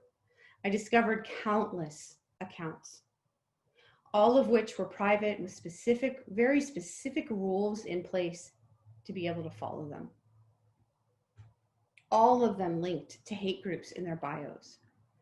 I reported these along with multiple other comments that I would come across as hate speech or harassment. Instagram's response was that these comments didn't violate their community guidelines and would not be removed. Facebook continues to allow hate speech on their site. It helps their algorithms, which line their pockets, and every time there's an engagement, be it positive or negative, they win. So they're not going to do anything. So what's showing up for me now, and in my nervous system, it's showing up even with my clients, is the way in which Jewish hate crimes and Jewish history is simply being ignored and forgotten in the media, in anti-racist trainings. in conversations about historical and societal trauma. In a recent survey overseen by the Claims Conference, whose mission it is to provide a measure of justice for Jewish Holocaust victims, concluded that almost 2/3 of young adults, Gen Z and millennials, did not know that 6 million Jews were killed in the Holocaust. I believe 11% believe that we created it. So it's an alarming indication of a tremendous gap in our education system and the undercoupling in our relationship with anti-Semitism as a whole.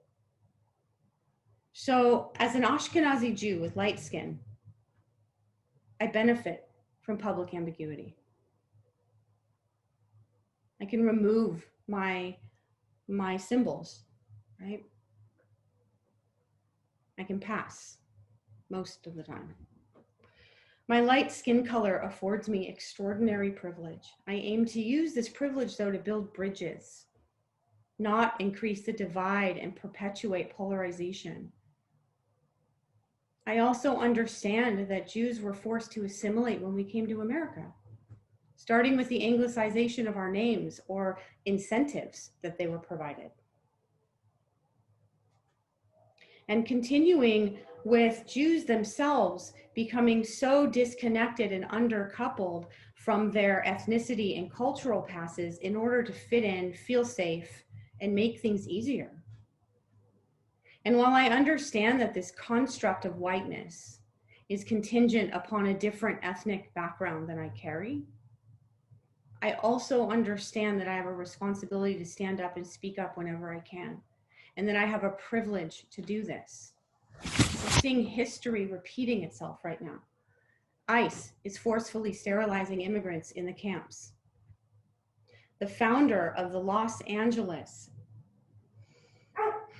this breaks my heart. It breaks my heart into a million pieces. The founder, one of the founding members of BLM Los Angeles, quotes Farrakhan and is one of his students. And I support 100% the BLM movement. And I say this because it's like this retching, ripping of my heart when I see that and nothing's being talked about, nothing's being said.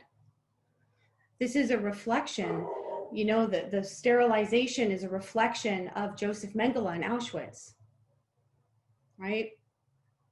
Again, the undercoupling that we're seeing in the community when you hear people talking about Farrakhan. But when I hear this, when I read this news, I feel this twist of my ancestors.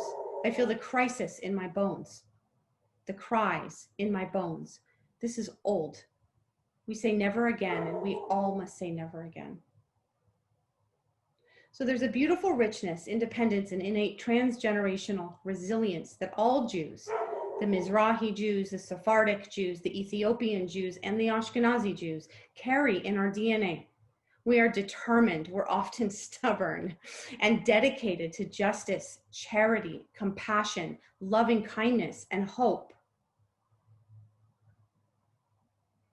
I find myself continuing to unpack the truth of being exotified and otherized, denied, and hated. I still navigate the world with more ease, right, than my BIPOC brothers and sisters. And I'm aware of that, and I don't want to center this on the shade of my skin. But I also know that this is coming from this spectrum of colorism and this understanding of the lighter, the closer we are to power, right? And then at the same time, no one's talking about us when we're targeted. We're part of this spectrum. And I know in my bones that this has to change. There's a Chinese folktale called Holding Up the Sky, and it says, one day an elephant saw a hummingbird lying flat on its back on the ground, and the bird's tiny feet were raised up in the air, and the elephant says, "What on earth are you doing, hummingbird?" And hummingbird replies, "I have heard that the sky might fall today, and if that should happen, I'm doing my bit in holding it up." And the elephant laughed and mocked the tiny bird. And he says, "Do you think those little feet could hold up the sky?" "Not alone," admitted the hummingbird, "but each must do what he can, and this is what I can do." My Jewishness is my ethnicity and is a part of my identity. Along with being a Bhakti yogi and a Buddhist practitioner, I am a Jew and I am proud to be a Jew. I am proud of my history and the profound resilience. I am proud of the integrity that was instilled in me from my Zaidi and my Safta Razi. I am proud to be a parent of an LGBTQI Jewish son. I am proud to be married to a man that loves me and whose family celebrates my Jewishness. I'm proud that I have a Jewish sister and brother-in-law and niece that I get to share Jewish ritual with. I'm proud to honor the ancestors and help them release their grief and honor their joy.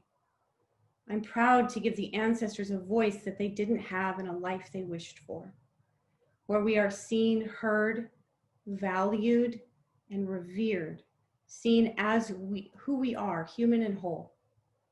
My Zaidi said about the righteous Gentiles, which is relevant now, such courage is real and is the source of redemption, the proof that we someday can become one human family, living at peace with one another.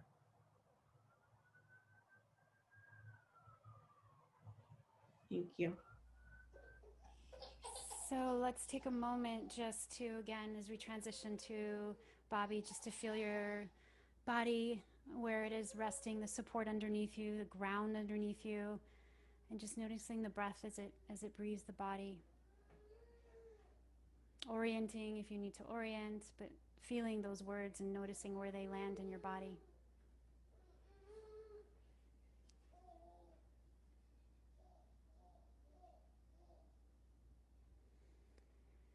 So, due to time, we're going to save 5 minutes for Q&A, and we're going to start some of the slides now that Bobby and I will share.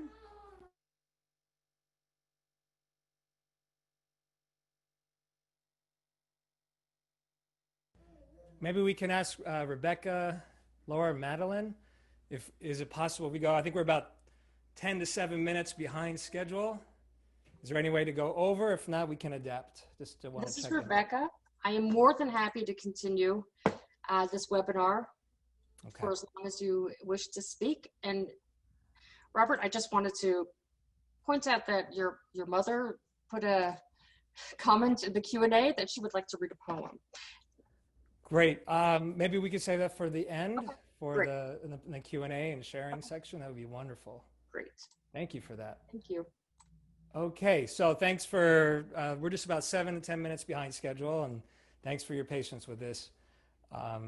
So now I want to go into talking about where does anti-Semitism come from? You may or may not know the roots of this in history. And again, by no means is this comprehensive. This would be a whole year class in itself, and I just selected what I thought were the most important moments. And these are moments that we're also going to see pop up today, whether it was from the far right, far left. These are old things that keep coming up again and again. So the important thing to know, again, this idea of scapegoating, that the Jews are blamed for just about everything. And a lot of conspiracy theories come out of these. We were blamed for the murder of Jesus and deicide, the Black Plague of the Middle Ages, Germany's loss of World War I, stock market crash in 1929. Now we're being blamed for 9/11 and the attack, the economic crisis of 2018. To me, this shows it all. We're blamed for capitalism and we're blamed for communism. Globalization itself, the migration crisis, immigrants coming to the United States, worldwide judicial corruption, and the Middle East instability. A lot to be responsible for. I love this quote by Barry Weiss, who wrote recently in her book, How to Fight Anti-Semitism, which I highly recommend to all of you to follow up our discussion tonight. And she said in her book, I think she summed it up best, a Jew is whatever the anti-Semite needs him or her to be, a grand unified theory of everything. Our society turns Jews into the symbol of whatever a given civilization defines as its most sinister. So if one political side sees one thing as horrible and wrong and evil, well, you can probably guess who they're going to blame. And we see this again and again and again throughout history. In the ancient world, it began because the Jewish people are going to bring monotheism into a polytheistic world, where the rest of the nations were believing in hundreds of different gods and in idols. Here come the Jewish people in history who believe in an invisible God that you cannot see. And the Jews were stubborn and were unwilling to assimilate into polytheism. Very famously, the ancient Greeks and the ancient Romans, who tried to assimilate the Jews and force polytheism onto them. But the Jews had a desire to keep the religious belief in the way of life. So this demonization of the Jewish people have plenty of roots in the ancient world. Next is the Middle Ages, where we see the Roman Empire taking on Christianity. And once the Roman Empire takes on Christianity, it sees the Jews as a threat to its empire. Again, the Jews are not going to convert to Christianity, and this is seen as a threat. So we start to see institutional discrimination begin in history towards the Jewish people. And during the time of the rise of Christianity in Europe, we also start to see the stereotype of Jews having greed and money. Why? And we see that today all the time. Jews are in charge of the banks. Jews are the financiers of the world. They're capitalists. They're responsible for globalism. They have all the money. They're rich all the time. Where does this come from? It's directly from here, the Middle Ages. And what happened is the Jews could not own any land, and they couldn't do certain jobs. And what they were forced to do is mostly banking and money lending. For the church, they did not allow Christians to lend money to each other for a profit, and saw money is kind of dirty and as sinful. So they gave this job to the Jewish people to do. And during the Middle Ages, we also saw the bubonic plague, where a third of European population died out. And Jews were blamed for this. They were blamed for poisoning the wells of people all over the land and spreading this disease. Martin Luther and the Protestant Reformation, wow, sorry for my typo there, claimed that the Jews were thirsty for Christian blood, and he urged the Protestants and the rest of Christian Europe to slay the Jews. The word ghetto, we probably hear that all the time. That actually comes from the Jewish people. This has roots in Venice, Italy, where the Jews were forced to live in a very small area amongst themselves. They couldn't interact with the rest of the people. And the Jews had to wear symbols signifying that they were Jewish to everybody else, and they could not intermingle. During the Middle Ages, we saw very famously the blood libel.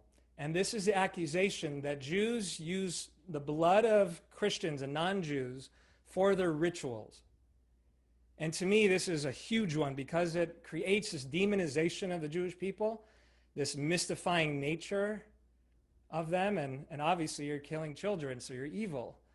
And we still see this today in different forms, not necessarily exactly this, but as a blood libel, which I don't have time to get into, but I hope you can research on your own. The other big thing in history that I see popping up over and over again is the Protocols of the Elders of Zion. This is a book that came from Russia in the late 19th century. And in this book, as you can see on the political cartoons on the left, that the Jews are this demonic force trying to take over the world, that they have this invisible hand, that they want to enslave mankind and the media and the whole economy with liberalism, with capitalism, with communism. And they want a downfall of societal norms, promote gambling, labor unions, music that turns society upside down, and much, much more. This came at a time when the Tsar of Russia was losing some power, and the Bolshevik Revolution in Russia also came about.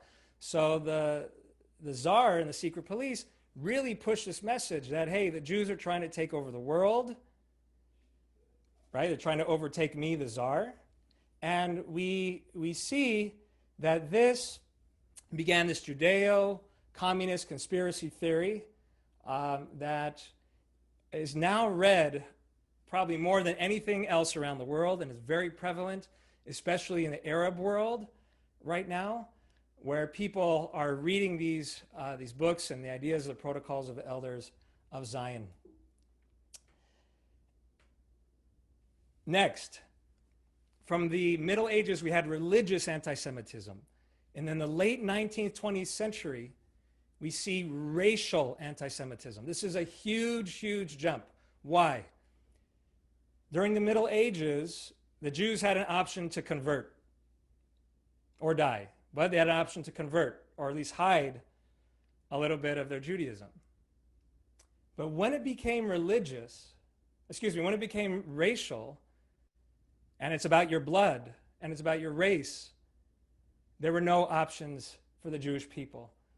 We saw ideas of social Darwinism and pogroms in Eastern Europe and nationalism that, right, we are proud of our country, and here are these invaders, the Jewish people, who are not really French, they're not really German, they're not really Spanish, even though they're our citizens for hundreds of years.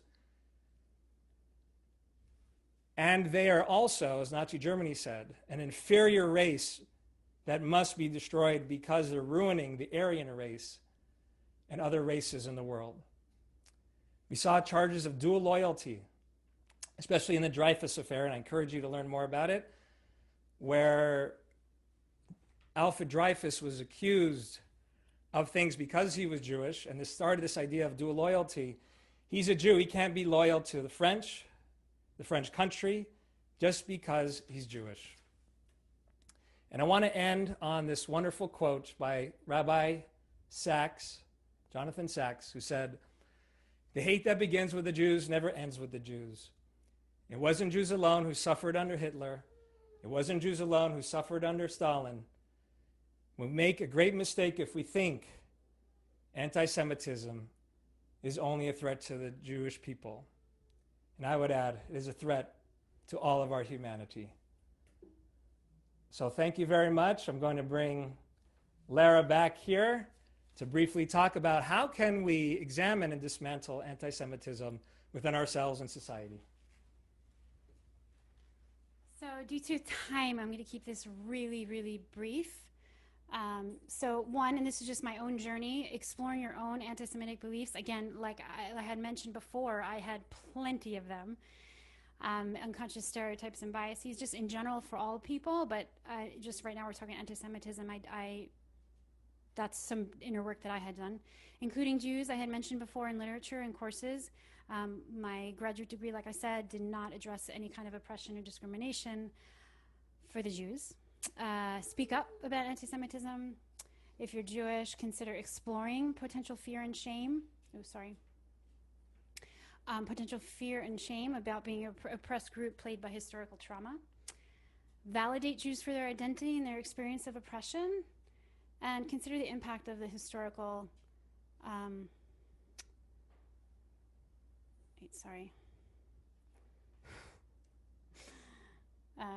the trauma and the identity of Jews. So I think, Bobby, last slide is you. Just conscious of time right now. So our last bit tonight is, what else can we do? Some other calls to action. One of the things that is really important is to teach the narrative of philo-Semitism. We all hear anti-Semitism everywhere. But for yourself and for society, teach what the Jewish people brought to humanity, all the wonderful things, all the values, and what Judaism really is and who the Jewish people are, what they've done for all of our society, and promote philo-Semitism to fight anti-Semitism. Education is the key, really making sure this is taught in schools, the Jewish story, the Jewish narrative, and really committing to truth, to debunking all the lies of anti-Semitism.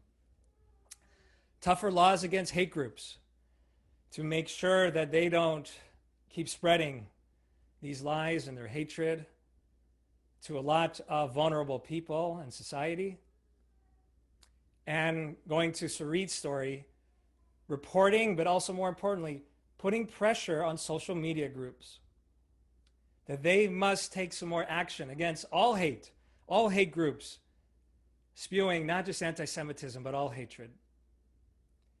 And the next one I think is my personal favorite I would recommend to you.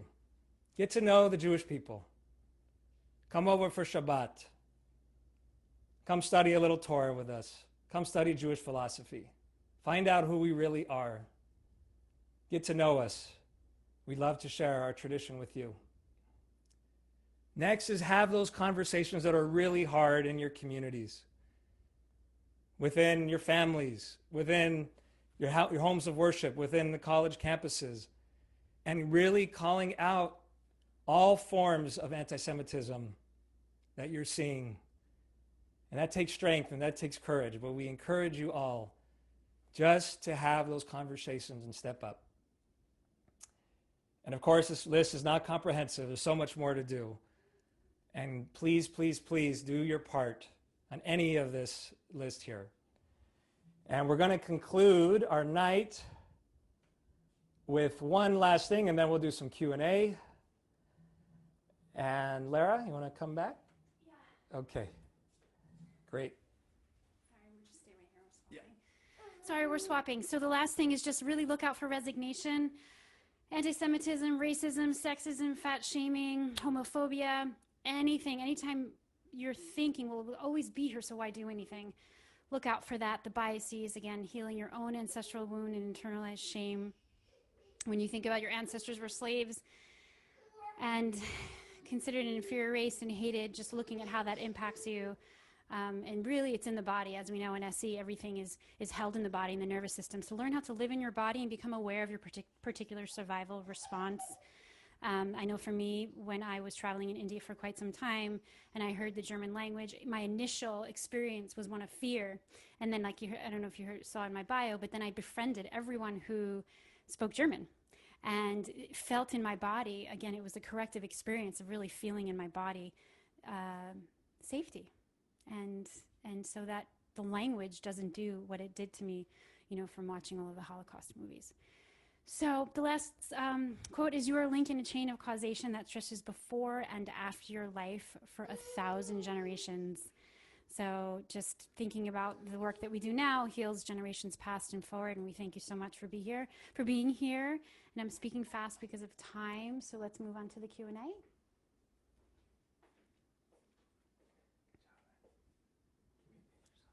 I wanted to say Hey there. Can I say one thing? You go ahead. Sorry. I wanted to just name the fact that we've called in so many of our ancestors and we've held this space and this container, and I'm hoping that with some tenderness, your ancestors are being seen as well. So I just wanted to invite everybody to bring in maybe an image or a name of somebody that's dear to them, and taking just a moment to visualize that ancestor, to hold them gently into your heart, offering them support.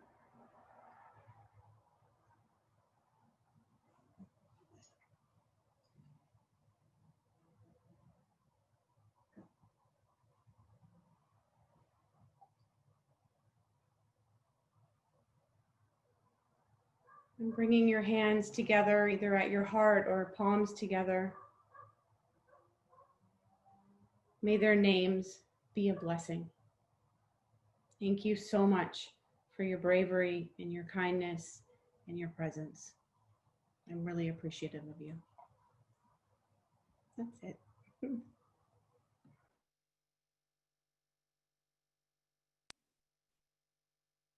Well, first off, I want to just thank everyone for sharing. That was so beautiful. And please, if you guys had the chance, look over the Q&A box, because you've gotten a lot of wonderful feedback. Question-wise, Sarit, you've been so on it on answering so many of the questions.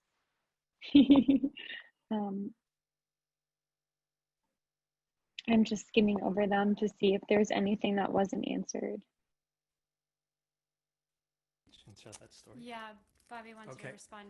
I think it was Marion Klein wrote, do you have any hints as to what to say when we hear hate speech? And I want to just give a little story that really inspired me when I heard this. I think it was about 10 to 15 years ago. There was a cantor and his wife who were receiving a lot of anti-Semitic messages and notes from a KKK member. And I'm really blanking on their names. But the beauty of this story was that the cantor and his wife found out that this one particular member was sick. And they reached out to that person with kindness, with love and care, and eventually befriended that KKK person. And I know this is a unique story and it might not happen all the time, but this KKK member was taken aback by their kindness. And they got to know Jews for the first time and were shocked. And eventually that same KKK member, at the end of his life, decided to convert to Judaism in the same spot where he wanted to bomb the synagogue. And to me, that story says it all, that the way to beat hate is continue with love. So that story inspires me. I hope that helps a little, Marion. And I would like to add, and maybe Sarit might agree with me, that also it's important to really be embodied and to do your work. But I think you might be an SCP. Your name sounds familiar. But anyway, doing the work of embodiment, healing your own trauma so that when you do stand up, you're embodied when you're speaking. I think that's really important, that we're fully here and we've done our healing work when we're speaking our truth, so that we're coming from a really loving place, but we're also really embodied and have a healthy form of aggression, a healthy fight response. I don't know if you want to respond to that, Sarit. Yeah, I mean, you know, there's an element of fear, even embodied, I feel, that shows up when you have to speak up, especially when you're in an environment where everybody around you is being silent. And I'm forgetting who said this, but it's one of my favorite quotes, right? Use your voice, speak your truth, or even when your voice shakes, right? Use your voice even when your voice shakes. And it's like we have to just tell the truth and be rooted in ourselves. And even if that is like calling in an ally, or really centering in ourselves, feeling the support of the earth, and just like, hey, this isn't okay. And there's a lot of wonderful language that we use in the social justice world around, you know, ouch, that really didn't feel good. And this is what I would be helpful if you said this. And sometimes that works. And sometimes you're dealing with somebody who, no matter what you say, is going to fall on deaf ears. And so knowing when it's safer to protect yourself and walk away, or when you can actually really confront it head on.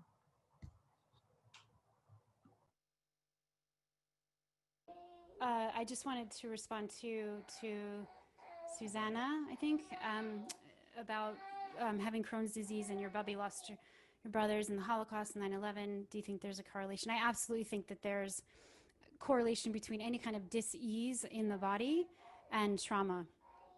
I know for me, working through the ancestral trauma and also some developmental trauma, that I had many things that that was happening in my soma, my body, because of trauma. And I think that it impacts the muscles and the organs and the systems in our body when there's traumatic energy bound in our body. So yeah, I absolutely do. I hope that answers your question. And I'm sorry that happened also. I'm so sorry for all of that loss in your family. And thank you for all the beautiful comments. Sorry.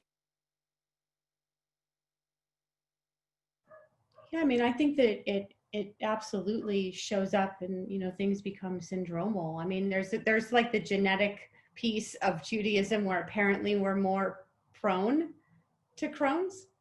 And also, and I really attribute that to the trauma piece, as things becoming, you know, syndromal. And echoing Laura, I'm so sorry that you know is something that you're suffering with. Neshi's a little, so he's gonna leave the room. Michelle Tirza Firestone, yeah, Bobby and I did a weekend with her last year. That was also that she does a lot of Jewish ancestral healing, Tirza Firestone, and also, oh my gosh, why am I drawing a blank? The Kohenet. Anyway, I'm drawing a blank right now, but I'm happy to share resources with anyone. I think you'll have our email and you can ask. But wait, any resources to recommend for children, grandchildren of Holocaust survivors? That's a good question, Denise. In terms of books, Sarit, do you know of anything? I'll ask Bobby.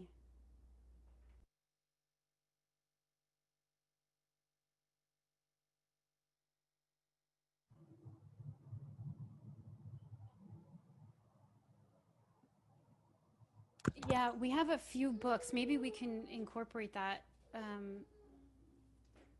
Depends the age too. I think that depends on age, but Bobby has a whole library as a Jewish educator.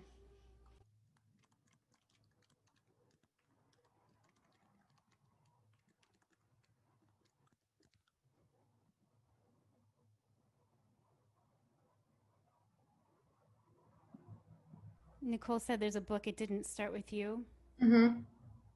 I forgot about that. Thank you, Nicole. Yeah, we have a few, and Bobby's, we can, thank you. So thank you. Is there anyone that wants to ask any other questions? Thanks for staying on the line, and sorry that we went late. I appreciate all of you for being here.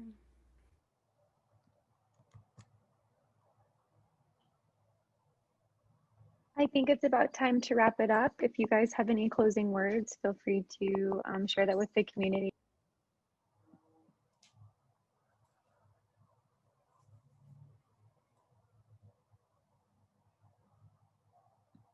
Sarit? No, she's not.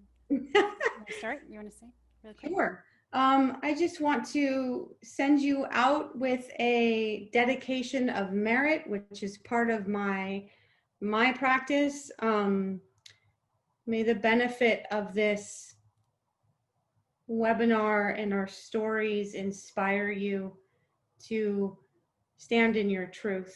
May you feel the ground beneath you, rooted, holding you strong, and may your heart be light and undefended. May you be at ease. Thank you. And I guess my wish would say, you know, may we be blessed and may we be a blessing.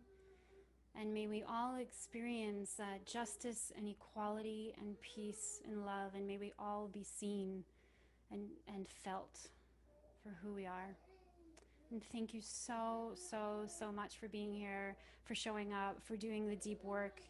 And I think that we will try to send out some resources for you in terms of books and things like that. And Bobby's taking care of Neshama, but he also is very grateful for your presence and your participation and your open mind and heart. And the last thing, someone mentioned, and I'm sorry at the beginning, the new moon in Virgo, mentioning our body is part of the earth and the plants and the animals and the oceans and all of the beauty that surround us, to deepen into that in this new moon in Virgo. Thank you.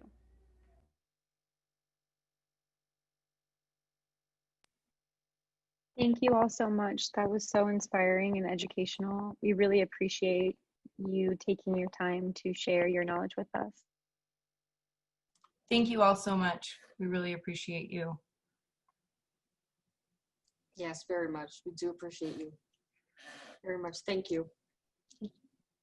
And thank you to all the attendees.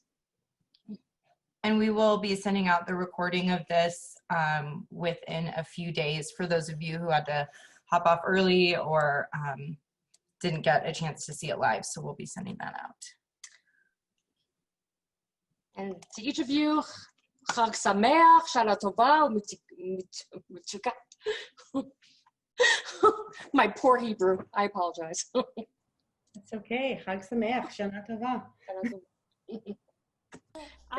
There was one last thing I just wanted to mention. I was going to do a group for the time of Jewish reflection for women. So I'll maybe send out something for that, just maybe an hour and a half group. So.